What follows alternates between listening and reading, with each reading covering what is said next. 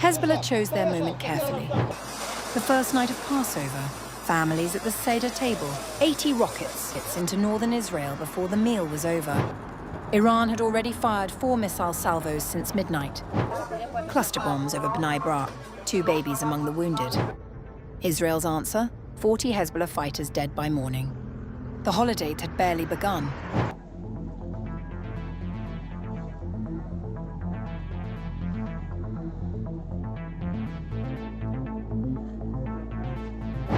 Hezbollah fired more than 80 rockets into northern Israel as Israelis sat down for the first night of Passover,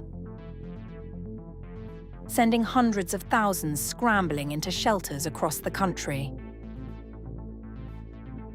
Reportedly, 1 rocket struck the border city of Kiryat Shmona, lightly wounding 2 people.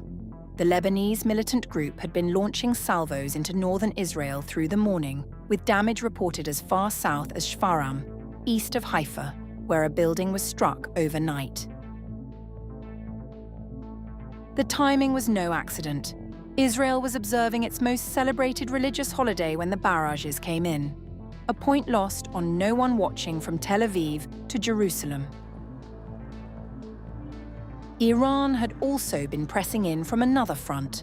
4 missile salvos had struck Israeli territory since midnight, some carrying cluster warheads. 4 people were wounded in Bnei Brak, including 2 babies caught by bomblet strikes in a residential area. Meanwhile, the IDF said that as many as 40 Hezbollah operatives had been killed in strikes and ground clashes over the preceding 24 hours. Israeli Air Force jets hit dozens of command centers, weapons depots, rocket launchers, and anti-tank missile posts across Lebanon. The Israeli Navy claimed to have struck a Hezbollah weapons depot in the south of the country.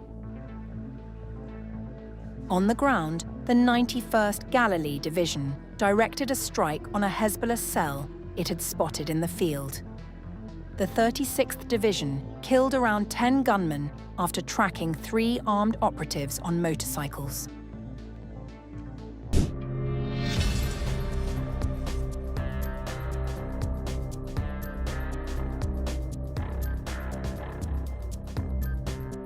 Four Israeli soldiers have been killed and 2 others wounded in a clash with Hezbollah fighters in southern Lebanon, in one of the deadliest single engagements of the ongoing conflict. The IDF has named 3 of the fallen as Captain Noam Madmoni from Sderot, Staff Sergeant Ben Cohen from Lehavim, and Staff Sergeant Maxim Entis from Bat Yam. All 3 served with the Nahal Brigade's reconnaissance unit. The name of the 4th soldier is yet to be released. According to an IDF investigation, troops from the unit spotted a Hezbollah cell in the western sector of southern Lebanon at around 6:30 in the evening. The 2 sides exchanged fire at close range. In the incident in which Captain Noam Madmoni, Ben Cohen, and Maxim Antis fell, another soldier also fell, whose notification was given to his family. His name has not yet been cleared for publication and will be published at a later time. Additionally, in the incident, an IDF soldier was severely wounded, and a soldier and a reservist soldier were moderately wounded. The soldiers were evacuated to receive medical treatment at the hospital. Their families have been updated. As soldiers moved to evacuate the wounded, Hezbollah fired an anti-tank missile at the troops, though the Israeli military says it caused no additional casualties. Israeli tanks and aircraft struck back at Hezbollah positions in the area. The deaths came as Hezbollah mounted what it described as a sustained defensive operation against Israeli forces pushing into the town of Ainata in southern Lebanon. Hezbollah fighters engaged Israeli troops using guided missiles, rocket fire, and explosive devices, reporting the destruction of several Merkava tanks in and around Ainata, as well as a military bulldozer. Israel's Channel 14 reported that troops operating inside Lebanon remain in constant motion and exposed, with Hezbollah using knowledge of the terrain to strike effectively. The network described anti-tank missiles as particularly dangerous, noting the difficulty of locating launch positions as a major challenge for Israeli forces on the ground. Earlier, Hezbollah said it fired advanced rockets at the Glilot base on the outskirts of Tel Aviv, home to military intelligence unit 8200, some 110 kilometers from the Lebanese border. The Haifa naval base and the Mishmar HaCarmel missile defense site south of Haifa were also targeted. Rocket barrages struck settlements including Kiryat Shmona, Nahariya, and Yiron. A joint attack by Iran and Hezbollah triggered air raid sirens across Haifa, Netanya, Lower Galilee, and Tiberias. The Israeli Ministry of Health said hospitals received 232 injured Israelis in the past 24 hours, 2 of them in critical condition. Israel says it struck back with tank fire and airstrikes. This fighting is showing little sign of letting up.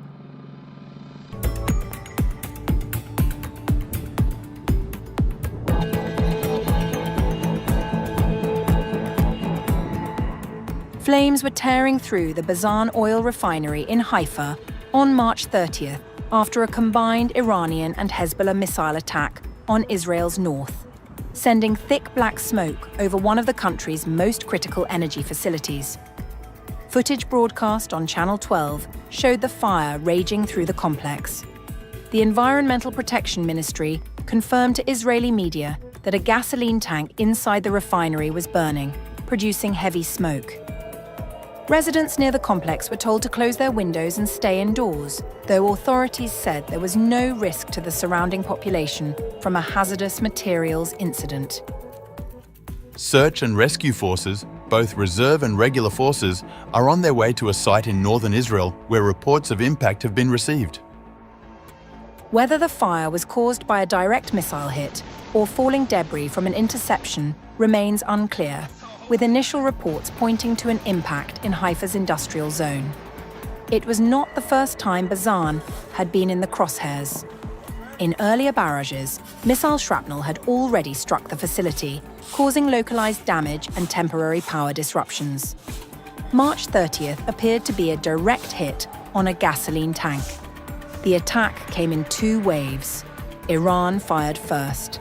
Hezbollah followed shortly after with its own barrage, keeping Israeli air defenses stretched across multiple fronts simultaneously, with sirens sounding across the Galilee and Haifa Bay area.